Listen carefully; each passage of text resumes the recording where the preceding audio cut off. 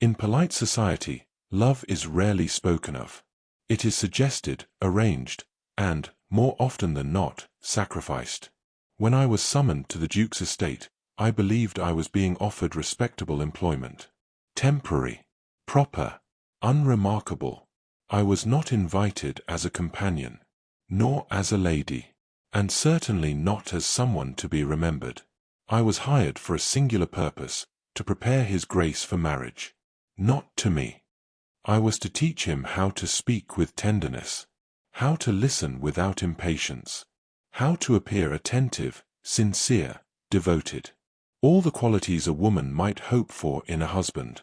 The name of his intended was spoken with certainty. She was titled, suitable, entirely absent. He himself was courteous, distant, impeccably controlled. A man shaped by duty rather than desire.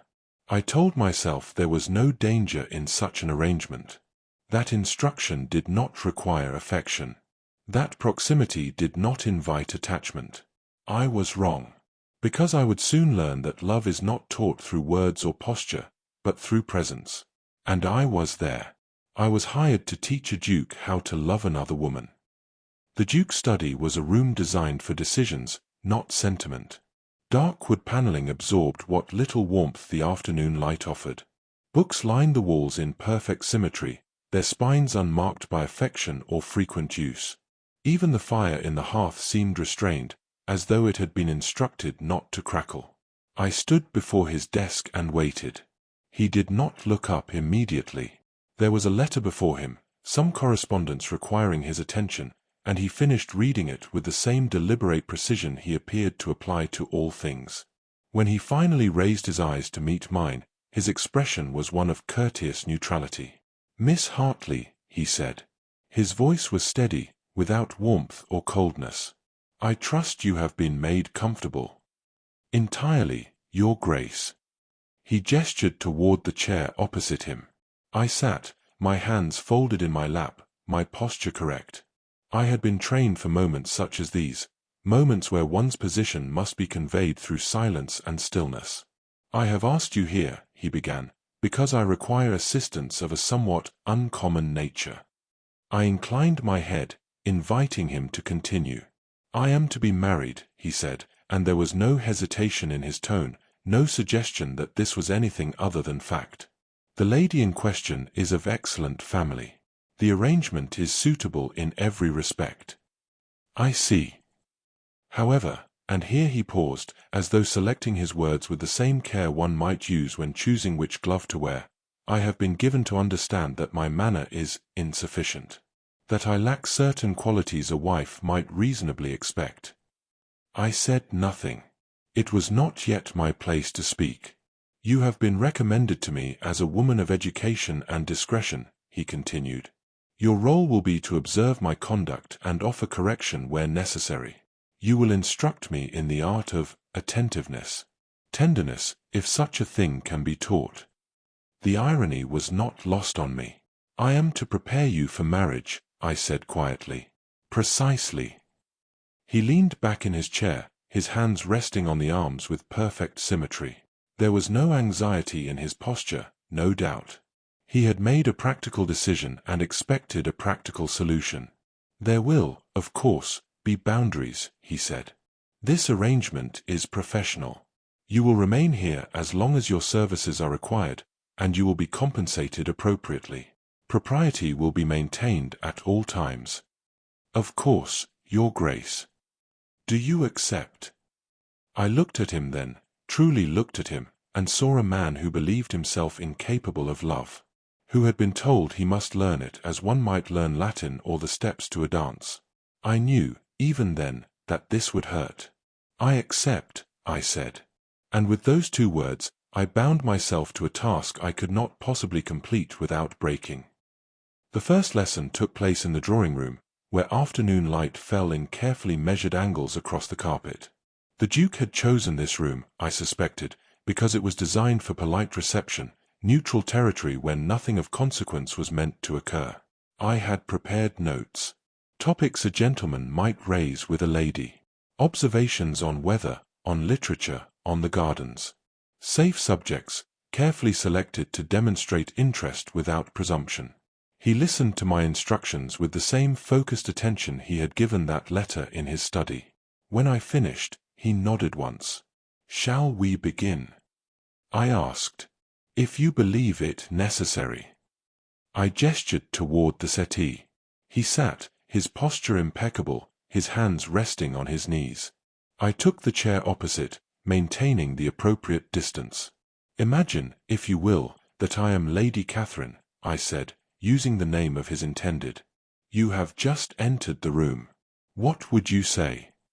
He was silent for a moment, and I watched something flicker across his face, not quite discomfort, but a recognition of inadequacy. "Good afternoon, Lady Catherine," he said. His tone was correct, entirely devoid of warmth. "And then?" I prompted gently. He frowned. "I would inquire after her health." "How?" "I trust you are well." The words were perfectly acceptable, perfectly hollow. I leaned forward slightly. "Your Grace, may I ask, when you speak those words, what are you thinking of?" "I am thinking of the words themselves." "Therein lies the difficulty," I said softly. "A woman does not wish to hear words that have been selected like items from a menu. She wishes to feel seen. I do not understand the distinction." I chose my next words carefully. "When you ask after her health, you must allow yourself to wonder, even briefly, if the answer matters. Not because duty requires it, but because she is standing before you, and her well-being is of consequence." He studied me then, his dark eyes searching my face as though I had spoken in a language he was only beginning to comprehend. "Show me," he said. I hesitated. This was precisely the danger I had not anticipated, that instruction would require demonstration. "Very well," I said quietly. "You have entered the room. I am Lady Catherine." He stood, stepped back toward the doorway, then returned. This time, when he approached, his pace was slower. He stopped before me, and for the first time since I had arrived, I saw something shift in his expression, a softening, almost imperceptible. "Good afternoon," he said, and his voice had changed. There was a question in it now, a space left for me to fill. "Good afternoon, Your Grace." "I hope you are well," he continued, and this time the words did not sound rehearsed. They sounded as though he had chosen them because they were true. "I am," I said, and found that my own voice had gentled in response. He did not move away. He remained there, closer than propriety strictly allowed, watching me with an intensity that had nothing to do with instruction and everything to do with discovery. "Like that?" he asked. "Yes," I whispered. "Precisely like that." It was only later, after he had left the room and I sat alone in the fading light, that I realized what had occurred. He had not been speaking to Lady Catherine at all. 3 days passed before he requested another lesson. In that time, I saw him only at meals, where he was unfailingly courteous and utterly distant. It was as though the drawing-room existed in some separate realm, one we entered only when instruction demanded it. When the summons came, I found him standing by the window, his back to the door. He did not turn when I entered. "Your Grace." "Miss Hartley." He remained facing the glass, his reflection pale and indistinct. "I have been considering our previous conversation." "Yes." "You spoke of being seen, of allowing concern to be genuine rather than performed." He paused, and I watched his shoulders rise and fall with a breath that seemed heavier than it should have been. "But there is a question I have not yet asked." I waited, my hands folded before me. "How does one demonstrate affection?" he said finally, and turned to face me. "Not politeness, not courtesy, but tenderness." The word hung between us like something fragile. "That is a more difficult lesson," I said quietly. "I am aware." He moved toward me, stopping at a distance that was proper but felt, somehow, provisional. "Yet it is what will be expected of me. A wife does not wish merely to be spoken to correctly. She wishes to feel cherished." I felt something twist beneath my ribs. "Yes." Then teach me. I looked at him, this man who had been raised to command estates and influence Parliament, who had never been taught that vulnerability could be a form of strength. He stood before me asking to learn something I suspected he had never received himself. Tenderness, I began carefully, is not a single gesture. It is a collection of small attentions. The way one listens. The way one's voice softens when speaking of inconsequential things. It is in the silences as much as the words. Show me, he said, exactly as he had before. But this was different. This required more than adjusted tone and careful phrasing. This required me to offer him something I had not intended to give. Very well. I drew a slow breath. Tenderness begins with presence.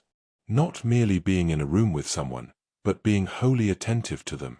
As though, in that moment, nothing else holds any significance. I stepped closer, reducing the distance between us to something that would have been remarked upon in any other context. When you speak to her, I continued, my voice lower now, you must allow your attention to rest on her completely. Not on what you will say next, not on what is expected of you, but on her. Watch how she moves. Notice when her expression changes. Listen not only to her words, but to what lies beneath them. He was watching me with an intensity that made my pulse stutter. Like this? He asked softly. Yes. What else? I hesitated, knowing I was stepping further into dangerous territory. Tone matters. When you speak of ordinary things, the weather, a book, some small observation, your voice should carry warmth. As though even mundane subjects become meaningful when shared with her. Demonstrate it. I looked away, toward the window where light spilled across the floor in golden bands. It is a lovely afternoon, I said, and let my voice soften, let something almost wistful enter it. The sort of day that feels stolen from autumn before winter arrives to claim it. When I looked back at him, something had shifted in his expression. Again, he said. Your Grace. Please.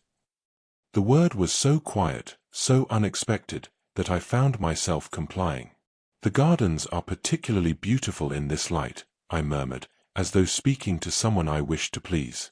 I noticed them this morning. The roses near the south wall are still blooming. You went to the gardens. I did. He was silent for a long moment, and I realized we were no longer speaking of instruction. We had slipped, somehow, into actual conversation. I would like to see them, he said, and his voice had taken on the quality I had been describing, warm, genuinely interested. Would you walk with me? It was not part of the lesson. It was an invitation offered for its own sake. That would be appropriate, I managed. We walked together through the corridors, down the stone steps, into the garden where the afternoon sun turned everything amber and gold. He did not offer his arm, that would have been too familiar, but he walked close enough that I could feel his presence like heat from a fire. Tell me about the roses, he said. And so I did. I spoke of their color, their fragrance, the way they seemed to hold the light. Small, inconsequential observations that should have meant nothing. But the way he listened, wholly, intently, as though my words contained some essential truth, made them feel like more. You see, I said softly, stopping before a particularly full bloom, this is what I meant. When you listen to her speak of ordinary things, you must listen as though they matter. Because to her, they do. And if they begin to matter to me as well, he asked. I froze. The question was too direct, too revealing. Then you will have learned the lesson well, Your Grace. He reached out, not toward me, but toward the rose I had been describing. His fingers brushed the petals with surprising gentleness, and I found myself watching his hands, elegant, careful, capable of tenderness after all. May I ask you something, Miss Hartley? Of course. When you speak of these things, of attention, of listening, of finding meaning in small moments, are you describing what a woman wishes to receive? He turned to face me fully, and his eyes held a question I was not prepared to answer. Or what you yourself have longed for. The breath left my lungs. I should have deflected. should have returned us to the safety of instruction and professional distance. But something in his gaze, something genuine and unguarded, made me tell the truth. Both, I whispered. He nodded slowly, as though I had confirmed something he had already suspected. Then he did something I had not anticipated. He took a single step closer, near enough that I could see the flecks of amber in his dark eyes, close enough that propriety became a fragile thing between us. Then perhaps, he said quietly, I should practice more. Your Grace. You said I must be wholly attentive, that I must listen to what lies beneath the words. His voice was barely above a murmur. I am trying to do that now. I could not move, could not breathe, because in that moment, I understood what was happening. He was not practicing. He was not imagining Lady Catherine standing before him in this garden. He was here, with me, and every lesson I had taught him was being offered back to me like a gift I had not known I was asking for. We should return inside, I managed. Should we? Yes. But neither of us moved. We stood there in the garden as the light shifted and the air grew cooler, and something between us cracked open that I did not know how to close again. When we finally walked back to the house, he did not speak. But at the doorway, he paused and turned to me. Thank you, he said, for the lesson. I nodded, unable to trust my voice. That night, alone in my room, I pressed my hands to my chest and felt my heart beating too quickly, too desperately. I had begun this work believing I could teach him tenderness while remaining untouched by it myself. I had been catastrophically wrong. Because every moment of instruction, every demonstration of warmth and attention and care, had lodged itself inside me like a splinter. And now, lying in the darkness, I could feel myself fracturing around it. He was learning to be tender. And I was learning that tenderness, once given, could not be recalled. The change happened so gradually that I could not identify the precise moment when instruction ended and something else began. He no longer requested lessons. He simply found me. In the library, where I had gone to select a book, he would appear in the doorway and ask what I was reading. Not as a polite inquiry, but as though my answer contained information he genuinely wished to possess. He would sit across from me, not speaking, simply present, and when I looked up from the page I would find his eyes already on my face. What is it? I asked once, unnerved by the steadiness of his gaze. I am listening, he said simply. I have not spoken. No. But you were about to. And I had been. I had been about to remark on a passage, some small observation that would have meant nothing to anyone else. The fact that he knew, that he had been watching closely enough to anticipate it, unsettled me in ways I could not name. In the music room, where I occasionally played when I believed myself unobserved, he began to arrive just as I sat down at the pianoforte. He never asked me to play. He simply took a chair near the window and waited, as though my music was something he had been hoping to hear. You need not stay, I told him once, my fingers resting on the keys. I know. I am not performing for an audience. I am not an audience, Miss Hartley. His voice was quiet, almost gentle. I am simply here. The distinction should not have mattered. But it did. I played, and he listened, and when I finished he did not applaud or offer empty praise. He simply said, "Thank you," as though I had given him something of value. At dinner, he began to notice things that should have been beneath the Duke's attention. The way I preferred tea to wine. That I did not care for fish prepared in butter. That I read the spines of books the way some people watch the sky, searching for something familiar. You have been looking at the Wordsworth, he observed one evening, gesturing toward the volume I had left on the side table. I have. Do you admire his work? It was the sort of question one asked in polite conversation. But the way he asked it, leaning slightly forward, his full attention fixed on me, made it feel like an inquiry into something far more significant. I do, I said carefully. There is a particular poem, but you would find it tedious, Your Grace. I would not. It was not a polite deflection. It was a statement of fact. Tell me. And so I did. I spoke of Tintern Abbey, of the lines that had stayed with me since I first read them, of nature and memory and the way certain moments could be revisited through recollection, even when the original experience was lost. He listened without interruption, and when I finished, he was quiet for a long moment. "Read it to me," he said. "Your Grace. Please." There it was again.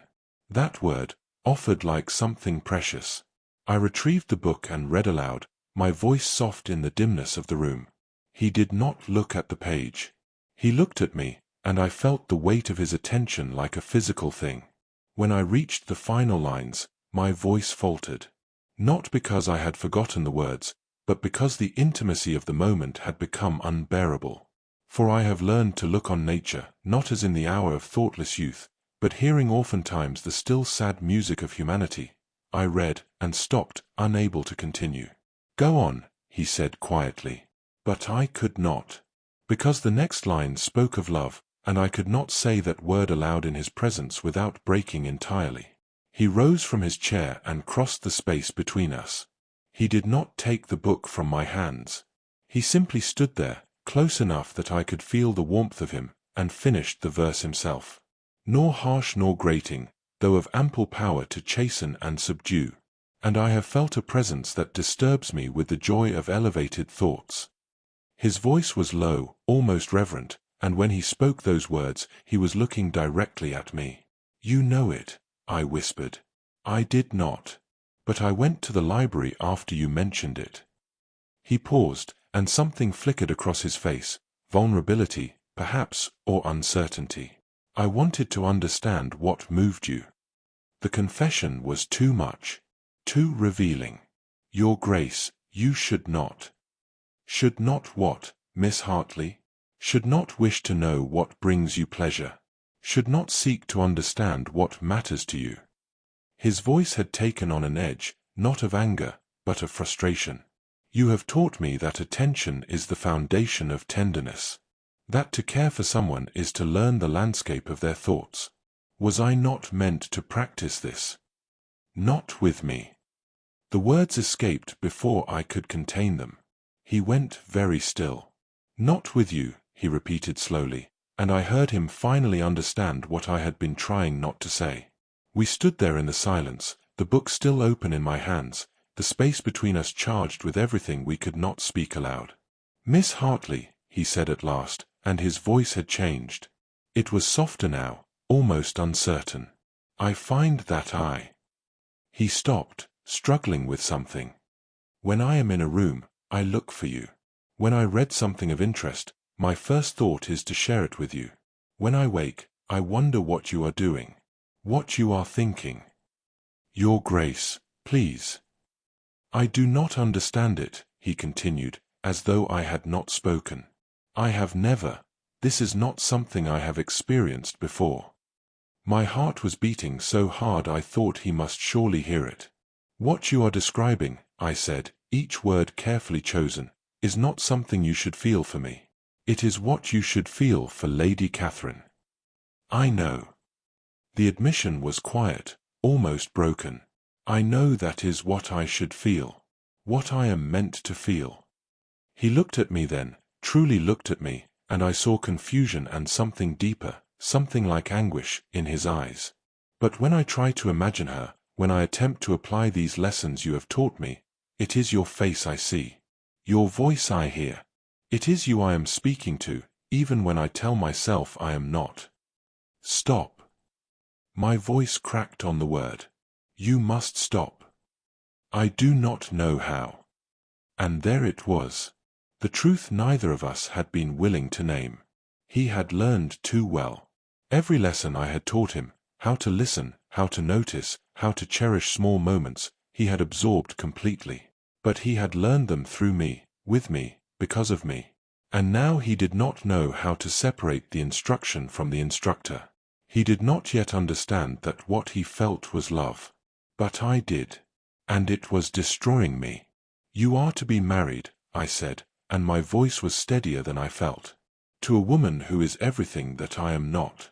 Titled, suitable, chosen. I did not choose her. No. But you agreed to her. You made promises. Before I knew, he stopped himself, and I watched him wrestle with words he could not yet say aloud. Before this. There is no this, Your Grace. I closed the book, holding it against my chest like armor. There is only a professional arrangement that has become confused. Confused, he repeated, and something like anger flashed across his face. Is that what you call this? What would you have me call it? He stepped closer, and I saw him struggle with something, restraint, perhaps, or the habits of propriety that had governed his entire life. When he spoke again, his voice was rough. I do not have a name for it. But I know that when you leave a room, it feels emptier. That your absence has become a tangible thing. That I have begun to measure my days not by obligations or duties, but by the moments when I might see you again. Stop, I whispered. Please stop. You taught me to be honest. To allow my words to reflect what I truly feel. His eyes held mine, and I could not look away. I am being honest now. You are being cruel. The word struck him visibly. He drew back as though I had slapped him. I do not mean to be. I know. And I did. That was the worst of it. He did not understand what he was doing. Did not comprehend that every tender word, every meaningful look, every moment of genuine attention was carving pieces from me that I would never recover. But you are learning to love, Your Grace. And you are practicing on the wrong person. His face changed then. Something shifted behind his eyes, recognition, perhaps, or the first stirrings of true understanding. Am I? He asked softly. I could not answer. Could not trust myself to speak without shattering completely. So I did the only thing I could. I set the book down, curtsied with perfect propriety, and left the room. Behind me, I heard him call my name. Not Miss Hartley. My given name, which he had never used before. But I did not stop. I walked through the corridors with measured steps, my composure intact, my back straight. I climbed the stairs to my chamber, closed the door, and only then did I allow myself to break. I sank to the floor, my hands pressed to my mouth to stifle the sound, and wept. Because he was learning to love. He was learning it beautifully, perfectly, exactly as I had taught him. He simply did not yet understand that he was learning it with me, not for someone else. And when he finally did understand, when the truth became clear to him, it would be too late. For both of us. Lady Catherine arrived on a Thursday morning, her carriage gleaming black against the grey autumn sky. I watched from my window as she descended, her movements graceful and assured. She was beautiful in the way that women of her station often were, not striking, but polished. Every element of her appearance had been carefully considered. The deep green of her travelling dress, the angle of her hat, the way she held her gloved hand out to the footman with neither hesitation nor undue familiarity. She belonged here. That was evident immediately. I did not. The household had been preparing for days. Rooms aired and cleaned, silver polished until it blazed, flowers arranged with mathematical precision. The Duke had overseen it all with his customary attention to detail, and I had kept carefully to the margins, as invisible as the maids who swept the floors. We had not spoken since the library. Since I had fled his confession like a coward. Since he had called my name in a voice that still echoed in my dreams. I was not expected at the formal reception. My role, it had been quietly indicated by the housekeeper, was to remain available should His Grace require consultation, but otherwise to keep to my rooms. I was staff, after all. Elevated staff, perhaps, but staff nonetheless. So I stayed at my window and watched Lady Catherine disappear into the house that would someday be hers. And I tried very hard not to imagine what it would feel like when he looked at her the way he had learned to look at me. Dinner was announced for 8 o'clock. I had not been invited, nor had I expected to be. But at 7:30, a maid arrived at my door with a message. His Grace requested my presence. Not an invitation. A request. I should have declined. Should have sent word that I was indisposed, that my attendance would be inappropriate. But some terrible part of me needed to see it. Needed to watch him use everything I had taught him on the woman he was meant to choose. Perhaps I hoped it would break whatever spell had taken hold of us both. I dressed carefully, in a gown that was respectable but unmistakably plain. Grey wool, high collar, no ornamentation. A reminder to everyone, most especially myself, of what I was. When I entered the dining room, Lady Catherine was already seated to the Duke's right. She looked up as I was announced, her expression politely curious. "Ah, Miss Hartley," the Duke said, rising. His face was perfectly composed, revealing nothing.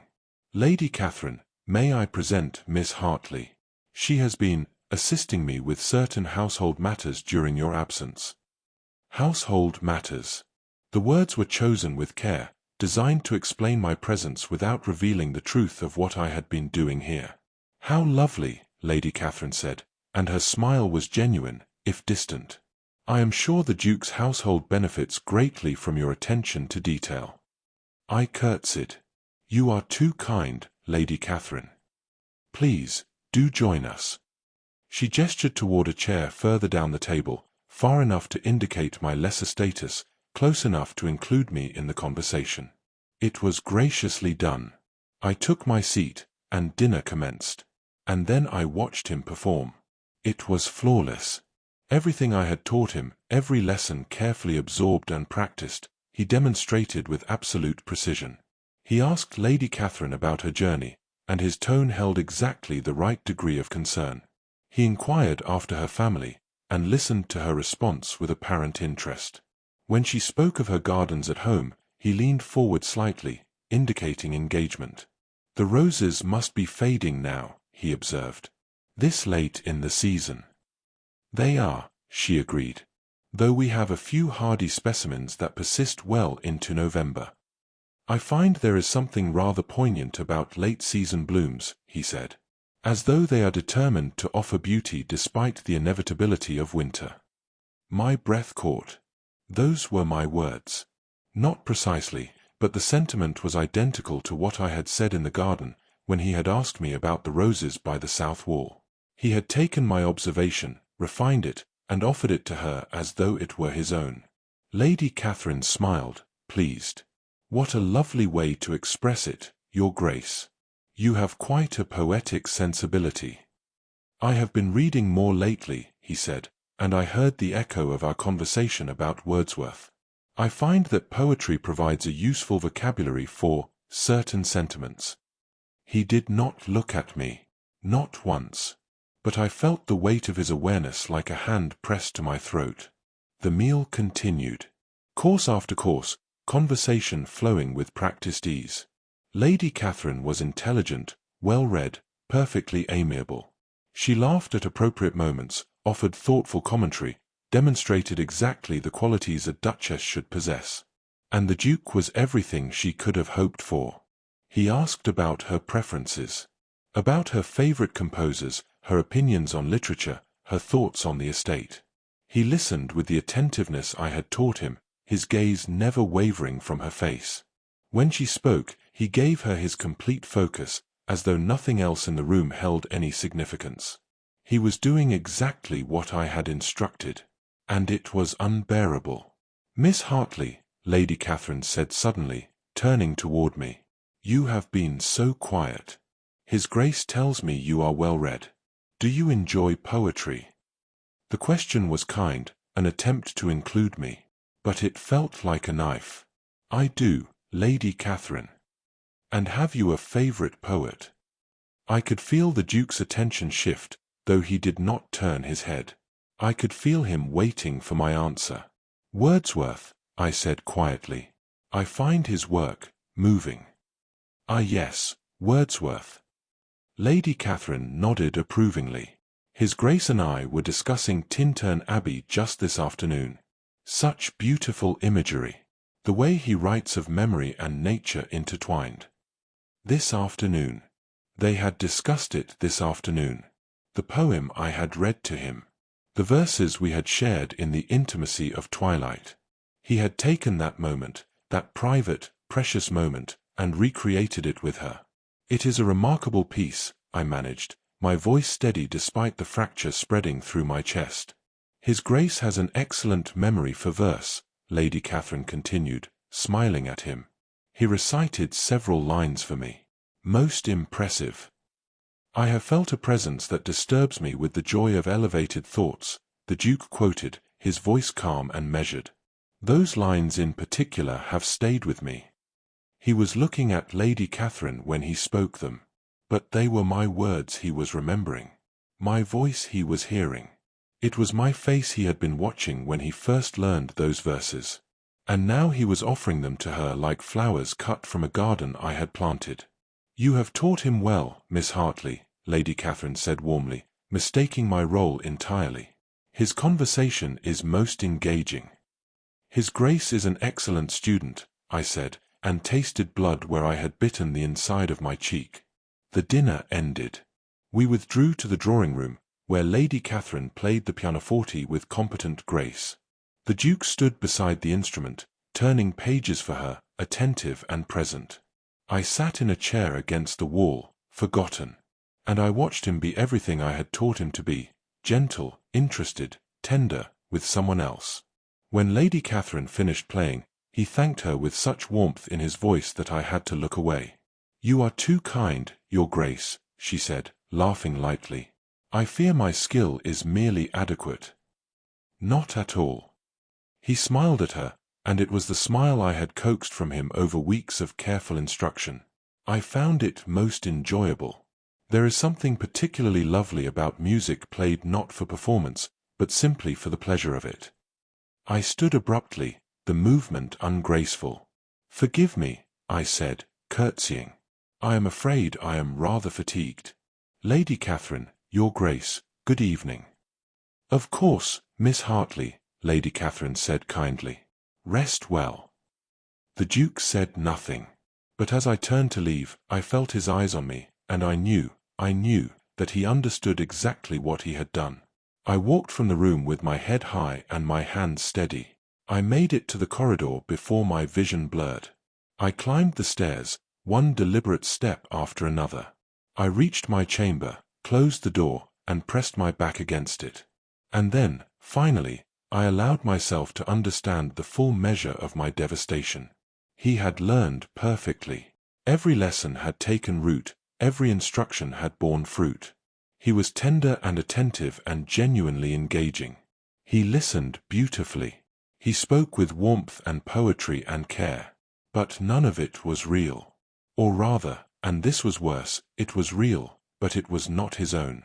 Every word, every gesture, every meaningful look was something he had learned from me, practiced on me, perfected with me.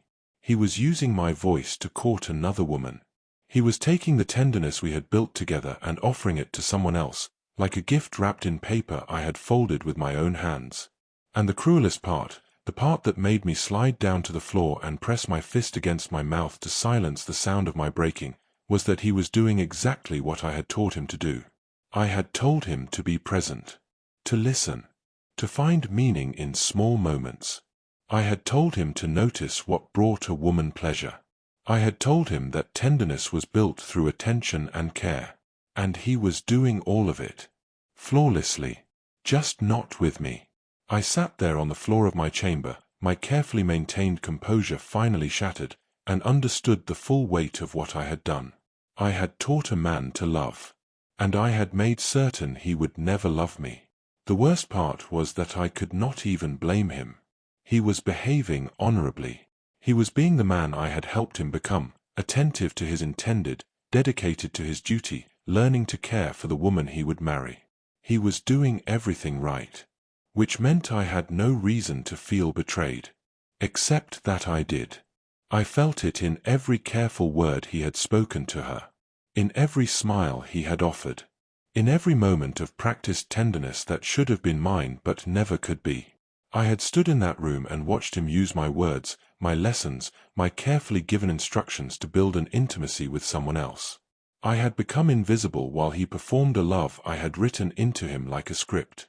And the most devastating truth of all, the one I could barely admit even to myself, was that somewhere beneath his perfect performance I suspected he was not thinking of her at all. That when he looked at Lady Catherine and spoke of poetry and roses and beauty persisting against winter's approach, he was remembering me. That I haunted his dutiful courtship like a ghost. Which meant we were both trapped. He, in an obligation he could not escape. And I, in a love I should never have allowed to take root. Tomorrow, I would compose myself. I would resume my professional demeanor. I would continue my work until it was complete and I could leave this place with my dignity intact. But tonight, in the darkness of my room, I allowed myself this one moment of absolute devastation. I had taught him how to love. And in doing so, I had destroyed us both. Lady Catherine stayed for 3 days. 3 days during which I perfected the art of absence. I took my meals in my room. I claimed fatigue, a slight headache, the pressure of correspondence that required my attention. The excuses were thin, transparent even, but no one questioned them. I was, after all, easily forgotten. Except by him. He came to find me on the second morning. I was in the small parlor that overlooked the east garden, a room rarely used and therefore safe. I had thought myself hidden. I had been wrong. Miss Hartley. I looked up from the book I was not reading to find him in the doorway. He looked, and this startled me, unwell. There were shadows beneath his eyes, and his cravat was tied with slightly less precision than usual. Small details, perhaps, but on a man so rigidly controlled, they spoke of disarray. Your Grace. I rose, curtsied. I did not expect. No. I imagine you did not. He stepped into the room but did not close the door. Propriety maintained, even now. You have been avoiding me. I have been unwell. You have been avoiding me, he repeated, and there was something sharp in his voice. Not anger, precisely, but frustration worn thin. Do not insult us both with polite fictions. I said nothing. What could I say that would not reveal too much? Lady Catherine has asked after you, he continued. She finds your absence peculiar. She wonders if she has inadvertently given offense. She has not. Then why, he stopped, seeming to struggle with something. Why will you not come down? Why do you hide in unused rooms as though you are not welcome in your own, in the house? Because I am not welcome, Your Grace. Not truly. I kept my voice level, though it cost me. My role here was always temporary. Lady Catherine's presence is a reminder of that fact. It is better for all concerned if I remain peripheral. Peripheral. He said the word as though tasting something bitter. Is that what you believe yourself to be? It is what I am. He crossed the room then, forgetting caution, forgetting the open door. He stopped an arm's length away, close enough that I had to tilt my head back to meet his eyes. You are not peripheral to me. The words hung between us, too honest and too dangerous. Your Grace. Do not. His voice was rough. Do not retreat into formality. Not now. Then what would you have me do? The question escaped before I could contain it, and I heard my own desperation in it. What would you have me say? That I find your attentions to Lady Catherine difficult to witness? That watching you use the very words and gestures I taught you with another woman is— I stopped myself, horrified. Forgive me. That was entirely inappropriate. No. He said it firmly. No, do not apologize. Not for honesty. Honesty serves no purpose here.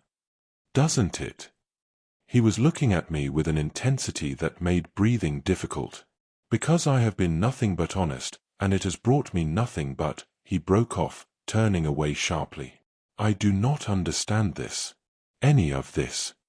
What do you not understand, Your Grace? This. He gestured between us, a movement almost helpless. You. What I— He stopped again, and I watched him struggle with words that would not come. When I am with her, I am thinking of you. When she speaks, I hear your voice. When she plays the pianoforte, I remember you in the music room. Everything I do, everything I say, it is borrowed, I finished quietly. It is all borrowed from our time together. I know. He turned back to me, and the look on his face was raw. I did not intend for this to happen. Nor did I. But it has happened. And I do not know how to. He took a step closer, and I saw him trembling with the effort of restraint. I am engaged to be married.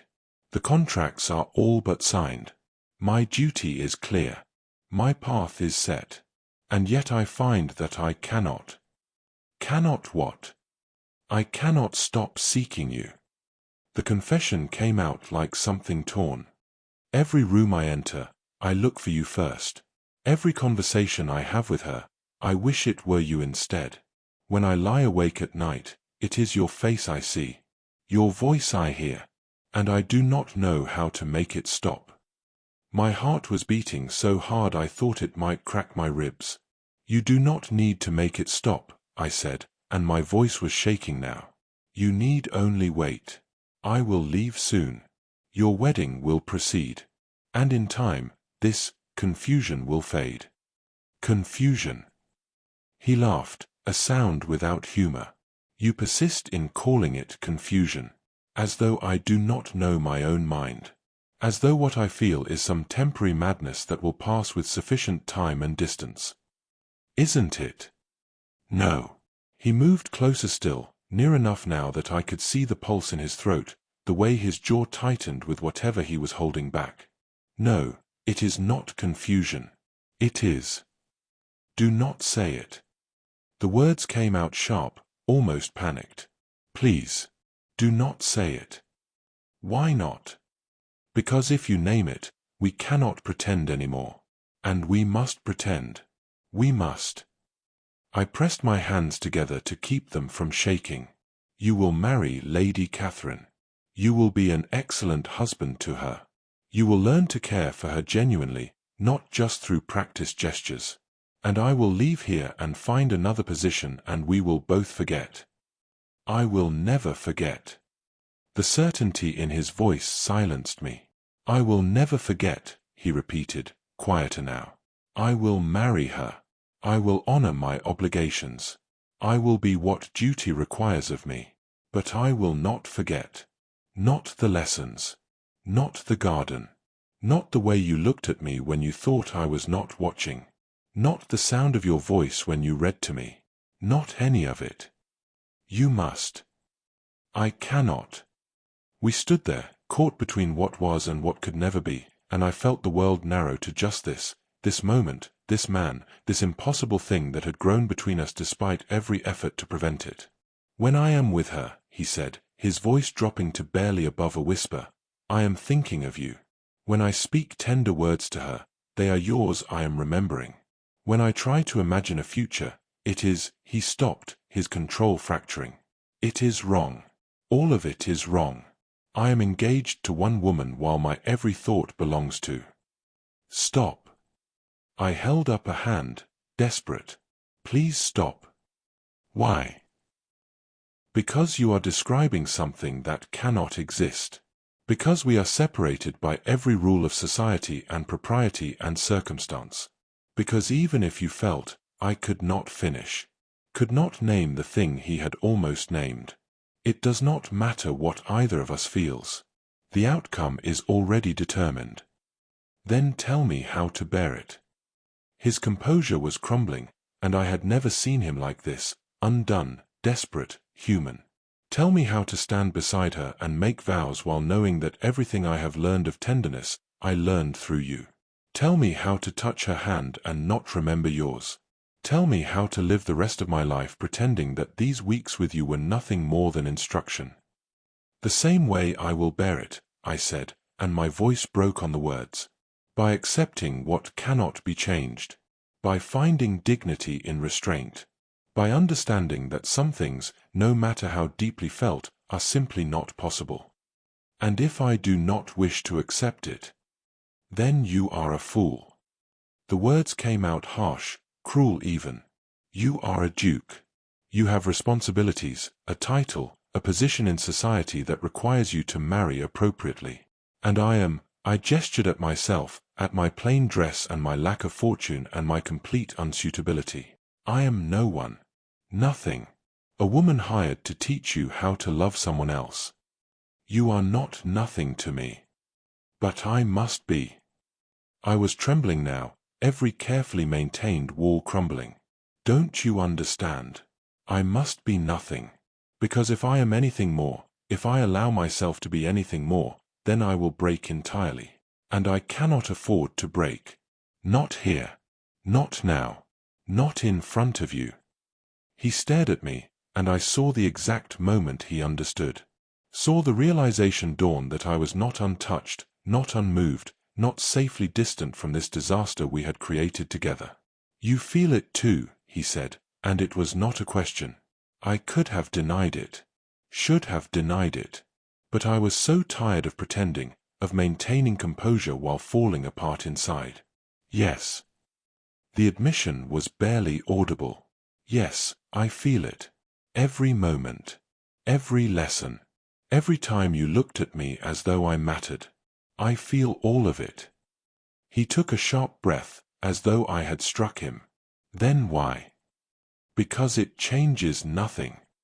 The words burst from me, loud enough that I immediately lowered my voice, remembering the open door, the servants who might pass, the rules that still governed us even as we broke beneath them.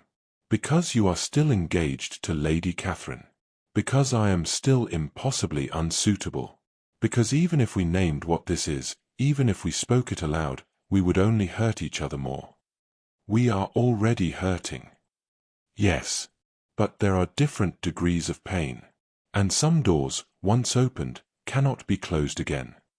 He was silent for a long moment, and I watched him struggle with something, desire warring with duty, feeling wrestling with obligation.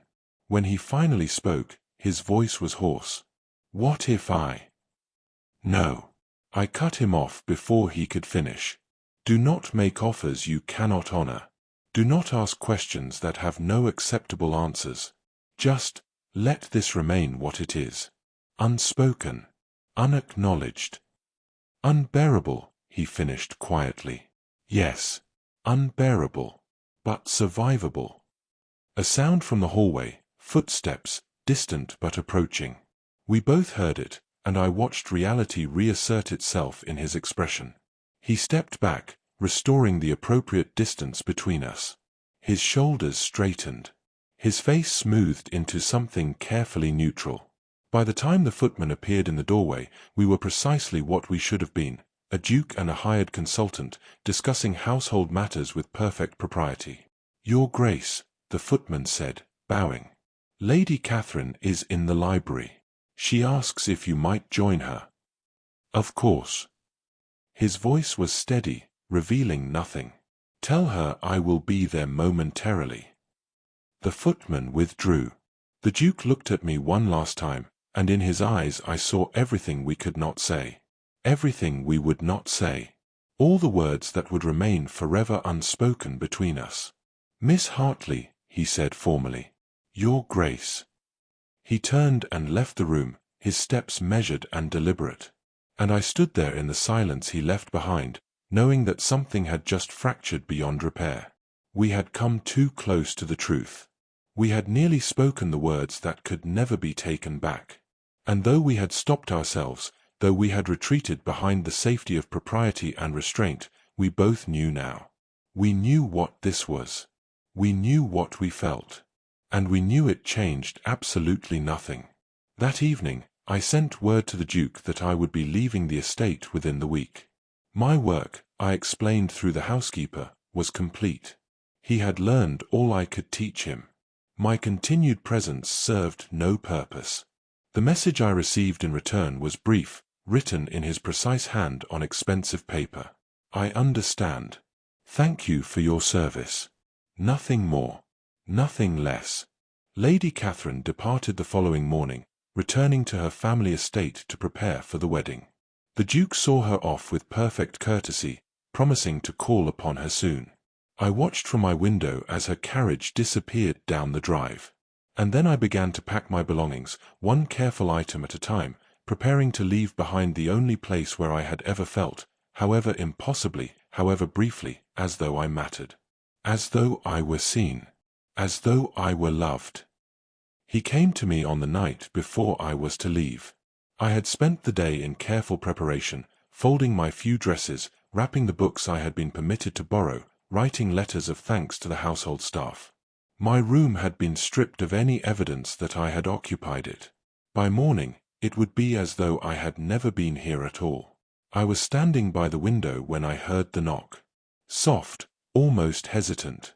I knew it was him before I opened the door. He stood in the corridor, still dressed for dinner though it was well past midnight. His cravat was loosened, his hair slightly disheveled as though he had been running his hands through it. In the dim light, he looked younger somehow, more uncertain. "Your Grace," I said quietly. "This is improper. I know." He glanced down the empty hallway. May I speak with you? Just for a moment." I should have refused. Should have reminded him of propriety, of reputation, of all the reasons why a duke should not visit a woman's chamber in the dead of night. But I was leaving in the morning. What did it matter now? I stepped back, allowing him to enter. I left the door open, one small concession to decorum, and moved to stand by the window, maintaining distance between us. "I received your letter of departure," he said. "Yes." "You are leaving tomorrow." "I am." He was silent for a moment, looking around the bare room.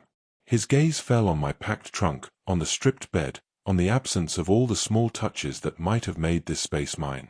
"I see you have removed every trace of yourself. That is generally how one departs, Your Grace. Do not." His voice was rough. "Do not be cold with me. Not tonight." I turned to face him fully, and in the moonlight I could see that he looked exhausted. Hollowed out. "What did you come here to say?" He took a breath, and I watched him gather himself, searching for words that seemed to elude him. When he spoke, his voice was low. "I know what this is now." My heart stopped.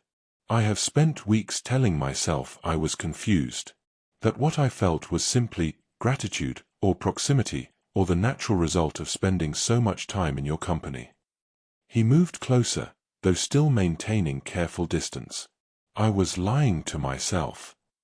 "Your Grace, I am in love with you." The words fell into the silence like stones into water, rippling outward, changing everything. I could not breathe, could not speak, could only stand there as the truth I had been avoiding crashed over me. "I am in love with you," he repeated, quieter now, as though saying it again might make it more bearable. "I think I have been for some time. Perhaps since that day in the garden. Perhaps before. I do not know when it began. I only know that it is." "You cannot say such things." "Why not? It is the truth." "The truth is irrelevant." My voice was shaking. "You are engaged to Lady Catherine. The contracts are drawn. The wedding is planned. Your entire future is."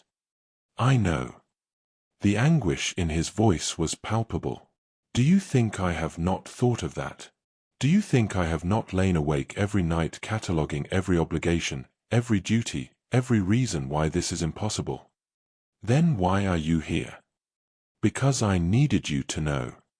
He took another step forward, and now there was barely an arm's length between us. "Before you leave, before I lose you entirely, I needed you to know that what I feel is real. That these weeks with you were not simply instruction. That when I learned tenderness, I learned it because of you. For you." Tears were burning behind my eyes, but I refused to let them fall. "And what am I to do with that knowledge, Your Grace?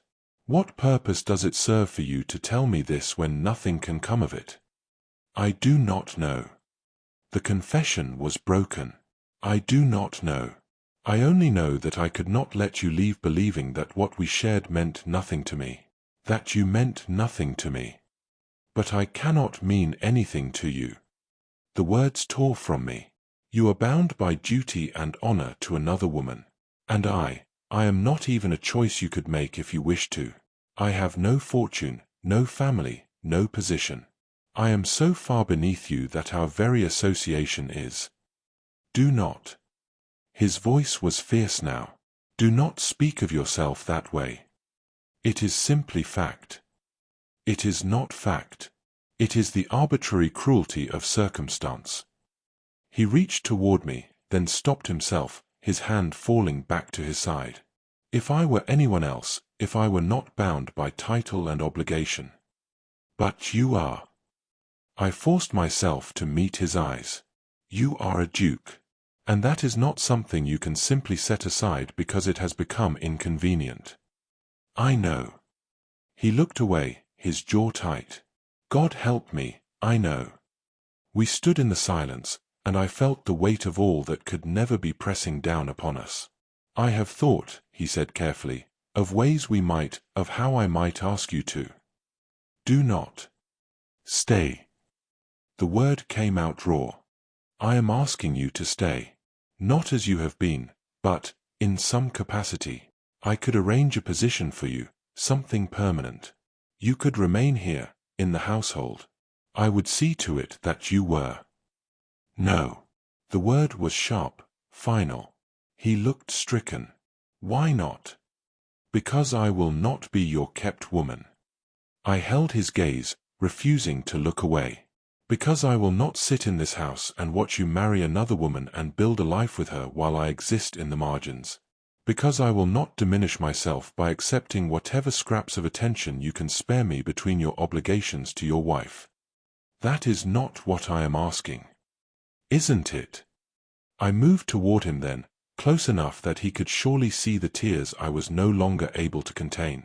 You are asking me to stay so that you can have both duty and desire. The wife you must have and the woman you claim to love. And you are calling it kindness. I am calling it the only solution I can find. His voice broke. I am trying to find a way to keep you in my life because the alternative, the thought of never seeing you again, of living the rest of my days knowing you exist somewhere in the world and I have no right to seek you, it is unbearable. Yes. I reached up and touched his face, just once, just for a moment. It is unbearable. For both of us. Which is precisely why I must refuse. He closed his eyes, leaning into my touch as though it were the only thing keeping him upright. I love you, he whispered. I love you, and I am losing you, and there is nothing I can do to prevent it. I know. My voice was barely audible. I know. Tell me you feel nothing. Tell me this is one-sided, that I am alone in this madness. Give me that, at least. I could have lied. Perhaps I should have. But I had spent weeks hiding the truth, and I was so tired of pretending. I cannot, I said. Because I love you as well. I have loved you longer than I should have, more than was wise, despite every effort to stop it. And it has destroyed me. He opened his eyes, and the naked pain I saw there nearly broke me completely. Then stay. Please. I am begging you. Stay. I cannot. I dropped my hand, stepped back, put distance between us once more. Because I love you too much to accept half of your life. Too much to watch you pledge yourself to someone else. Too much to remain in a position where I would be forever reaching for something I can never truly have. So you would rather have nothing. I would rather have my dignity. My voice was steady now, though tears ran freely down my face. I would rather leave here knowing that I chose myself, my own respect, my own worth, over the cruelty of proximity without possession. He stared at me, and I watched understanding dawn. Watched him realize that I would not be moved. That this was my final answer. I have no right to ask you to stay, he said finally, his voice hollow. I know that. I have no right to ask anything of you at all. You have given me everything already, taught me, shaped me, shown me what love could be, and I have repaid you with nothing but pain. Not nothing. I smiled through my tears. You gave me something as well. For a few weeks, I was seen. I was heard. I mattered to someone. And I will carry that with me, even if I carry nothing else. He nodded slowly, accepting what could not be changed. Where will you go? I have a position waiting. In the north. Far enough away that we will not encounter each other by accident. Good. The word seemed to cost him. That is, good. We stood there, two people who loved each other impossibly, knowing this was goodbye. I will not forget you, he said. Nor I you. Will you find happiness? Eventually. I will find peace, I said. Perhaps that is enough. He moved toward the door, then paused at the threshold. He did not turn back. I hope, he said quietly, that someday you will think of me without pain. I hope the same for you, Your Grace. He left then, closing the door softly behind him. And I stood alone in my empty room and understood that we had just survived the thing I had feared most. He had asked me to stay, and I had found the strength to refuse. I left at dawn, before the household had fully woken. The carriage was waiting in the drive, my single trunk already loaded. The morning was grey and cold, the sky heavy with the promise of rain. I stood on the steps for a moment, looking back at the house that had become both my prison and my sanctuary. I did not see him. I had not expected to. We had said everything there was to say the night before, and anything more would only have reopened wounds that needed to scar over. The driver helped me into the carriage. The door closed. The wheels began to turn. And just like that, I was gone. I did not look back. I told myself it was strength. It was probably cowardice. The journey north took 3 days. I watched the landscape change through the window, rolling hills giving way to harder country, the trees growing sparser, the sky wider and more unforgiving. With each mile, I felt the distance between us stretch and solidify, becoming something permanent. I arrived at my new position in a small town I had never heard of, in a house belonging to a widow who needed help managing her late husband's correspondence and estate matters. It was respectable work. Quiet. Safe. I unpacked my belongings in a room smaller than the one I had left, arranged my few books on a shelf, and began the process of learning to live with absence. The first weeks were the hardest. I would wake in the morning and, for a moment, forget where I was. I would think I heard his footsteps in the corridor, his voice calling my name. Then reality would reassert itself, and I would remember. He was not here. He would never be here. I threw myself into my work with desperate focus. I organized files, drafted letters, managed accounts with meticulous precision. I kept my hands busy and my mind occupied, because stillness invited memory, and memory was unbearable. But at night, when there was nothing left to distract me, I would lie awake and wonder what he was doing. Whether he thought of me. Whether he had kept his word and proceeded with the wedding preparations. Whether he was learning to be happy without me. I told myself that in time, it would hurt less. That wounds, no matter how deep, eventually healed. I was not certain I believed it. The Duke stood in his study and stared at the letter in his hand without seeing it. The wedding was in 6 weeks. The arrangements were proceeding exactly as planned. Lady Catherine had written to him, a pleasant, proper letter discussing flowers and music and guest lists. He had responded with equal pleasantness, confirming details, offering appropriate suggestions. Every word had felt like ash in his mouth. He set the letter down and moved to the window, looking out at the garden where the roses were finally dying. Winter was coming. Everything was dying. Your Grace. His steward appeared in the doorway, ledger in hand. The accounts require your signature. Leave them. Sir. Leave them. I will attend to them later. The steward hesitated, clearly concerned. The Duke had been increasingly absent lately, distracted in a way that was entirely unlike him. Important matters were being delayed, decisions deferred, correspondence left unanswered. Very good, Your Grace. The steward withdrew quietly.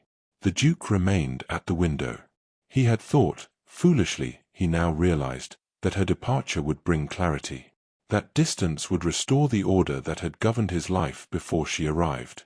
That duty, once she was gone, would reassert itself as the guiding principle it had always been. He had been wrong. Her absence had not brought clarity. It had brought a silence so profound it felt like physical weight. The house, despite being full of servants and visitors and the endless machinery of an estate, felt empty. Every room she had occupied seemed to echo with her missing presence.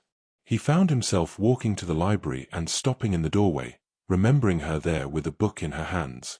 He would enter the music room and hear phantom melodies, her playing floating through the air like smoke.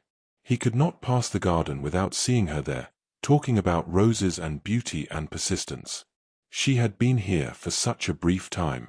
How had she managed to leave her mark on everything? He tried to proceed with normalcy. He met with his solicitors, reviewed contracts, made decisions about the estate. He called upon Lady Catherine as expected, bringing flowers, offering conversation, playing the role of attentive fiancé. But he was not present. Not truly. Lady Catherine noticed. She was too perceptive not to. "You seem troubled, Your Grace," she said one afternoon as they walked through her family's gardens. "Forgive me. Estate matters." "Of course." She was quiet for a moment. "I hope you know that you may speak freely with me, if there is something weighing on your mind." He looked at her, this kind, suitable woman who deserved far better than a husband whose heart belonged elsewhere. "You are generous, Lady Catherine. I would hope to be a wife you could confide in," she said gently. "Not merely a decorative addition to your household." The word struck him like a blow. Because that was precisely what he had been taught to expect from marriage, a decorative arrangement, mutually beneficial, emotionally neutral. It was what his parents had had. What everyone in his circle had. Until her. Until she had taught him that marriage could be something else entirely. "You deserve better than I can give you," he said quietly.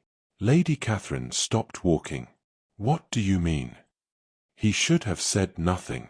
Should have deflected, made some polite excuse, maintained the fiction that everything was proceeding as it should.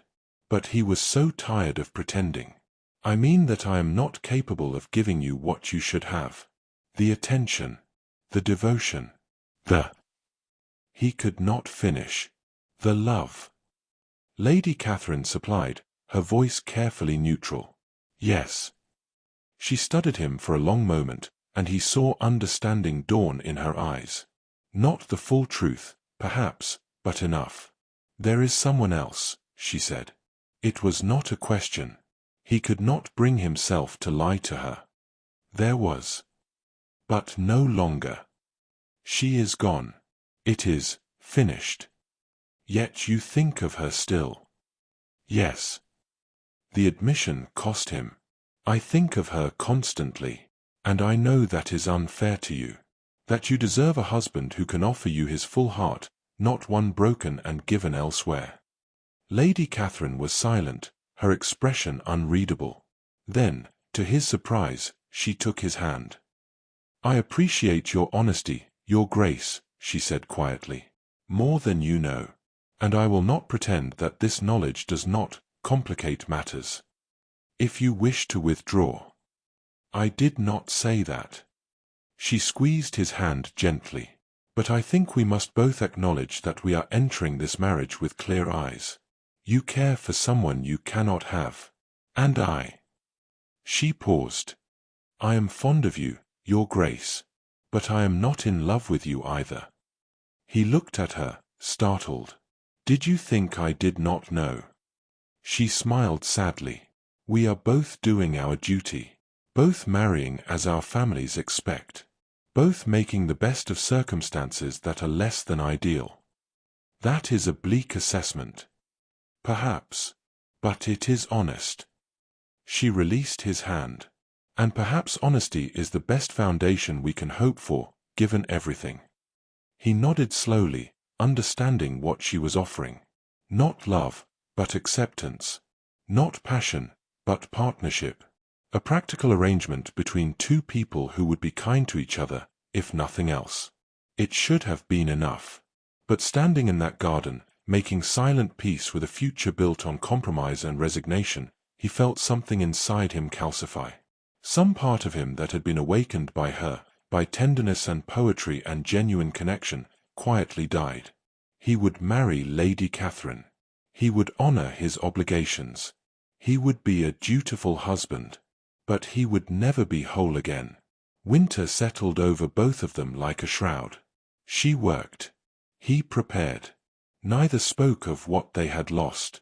But in the long silences of their separate nights, they both understood the same truth. Some absences are not temporary. Some losses cannot be recovered from. They had found love too late, in the wrong circumstances, between the wrong people. And now they would spend the rest of their lives learning to live with its echo, a ghost that would haunt every room, every conversation, every moment of tenderness that should have been shared but never could be. The silence was unbearable. But there was no other choice except to bear it. The wedding took place on a cold morning in February, when the world was still locked in winter's grip. The church was filled with everyone who mattered, lords and ladies in their finest, representatives from every important family, witnesses to a union that solidified alliances and satisfied duty. The ceremony was exactly as it should be, proper, elegant, appropriate in every respect. The Duke stood at the altar and made his vows with a steady voice. He promised to honor Lady Catherine, to cherish her, to remain faithful to her until death. Each word was spoken clearly, without hesitation. And each word was true, in its way. He would honor her. He would be kind to her. He would fulfill every obligation that the role of husband required. But when he slipped the ring onto her finger and looked into her eyes, they both understood what was not being said. They both knew what was absent from this union, even as it was sanctified before God and society. Lady Catherine smiled at him, a small, knowing smile that held neither accusation nor bitterness. Just acceptance. They were married. It was done. The breakfast that followed was lavish, the toasts numerous and effusive. Everyone remarked on what a handsome couple they made, how well suited they were, how fortunate the match. The Duke and his new Duchess moved through the celebration with practiced grace, accepting congratulations, thanking guests, playing their roles perfectly. No one noticed that his smiles never quite reached his eyes. No one remarked that when he spoke of the future, his voice carried no warmth. Or perhaps they noticed and simply chose not to comment. In their world, love was not a requirement for marriage. Affection might develop in time, or it might not. Either way was acceptable, so long as duty was served. Late in the evening, as the celebrations finally wound down, the Duke found himself alone for a moment on the terrace. The air was bitter cold, his breath visible in the darkness. Inside, he could hear music and laughter, the sounds of people who believed this was a happy occasion. He looked up at the winter sky, at stars that seemed impossibly distant, and allowed himself one moment, just one, to think of her. To wonder where she was. If she was warm. If she ever thought of him. If she had found the peace she had spoken of. Your Grace. Lady Catherine's voice came from behind him. They are calling for us. He turned to face his wife. Of course. She moved to stand beside him, wrapping her shawl more tightly against the cold. For a moment, they stood in silence, looking out at the frozen gardens. Are you thinking of her? Lady Catherine asked quietly. He could have lied. Perhaps he should have. But they had promised each other honesty, and he would not break that promise on their wedding day. Yes. I thought so. There was no anger in her voice. Just resignation. Will you always? I do not know. It was the most honest answer he could give. I hope not. For both our sakes. She nodded slowly. As do I. They returned inside together, side by side, two people bound by vows and circumstance but not by love. And the Duke understood, with a clarity that was almost painful, that this was how it would be for the rest of his life. He would be a good husband. He would give Lady Catherine respect, companionship, even affection in time. But the part of him that had learned tenderness, that had discovered what it meant to truly love someone, that part would remain forever sealed away, preserved in memory like flowers pressed between the pages of a book. In the north, in a modest house in a town whose name no one in fashionable society would recognize, she heard about the wedding from the newspaper. Duke of Ashford weds Lady Catherine Thornbury, the headline read. There was a description of the ceremony, a list of notable guests, commentary on the bride's dress and the magnificence of the celebration. She read it once, carefully, then folded the paper and set it aside. She did not cry. She had known this was coming. Had known it from the beginning, really. The wedding was not a surprise but simply the inevitable conclusion to a story that could only have ended one way. Still, seeing it in print, seeing his name beside another woman's, seeing their union declared official and permanent, made something inside her settle in a way that was both painful and oddly final. It was truly over. Not theoretically, not eventually, but actually over. There would be no last-minute reprieve, no dramatic change of heart, no miracle that would somehow make the impossible possible. He was married. She was alone. That was simply how things were. She returned to her work with renewed focus. She managed the widow's correspondence, organized her household, kept her accounts in perfect order. She was good at her position, and her employer valued her. It was a comfortable life, if not an exciting one. In time, she made a few acquaintances in the town. Other women in similar circumstances, governesses, companions, widows themselves. They would take tea together occasionally, share books, discuss safe topics that required no vulnerability. She was liked, if not known. Respected, if not intimate with anyone. It was enough. It had to be enough. Sometimes, in the evening, she would sit by her window and watch the sky change color as the sun set. She would think of the garden where they had walked together, of roses and poetry and the way he had looked at her as though she were the only person in the world who mattered. She would remember his voice when he read Wordsworth, the way his hand had trembled slightly when he reached toward her and then stopped himself, the devastating honesty in his eyes when he had finally said the words they had both been avoiding. I am in love with you. The memory should have hurt. And it did. But there was sweetness in it too, a bittersweet ache that reminded her she had been loved, even if she could not keep it. She had mattered to someone. She had been seen. And no one could take that away from her, no matter how much time passed. Years went by. The widow she worked for passed away, and she found another position, then another.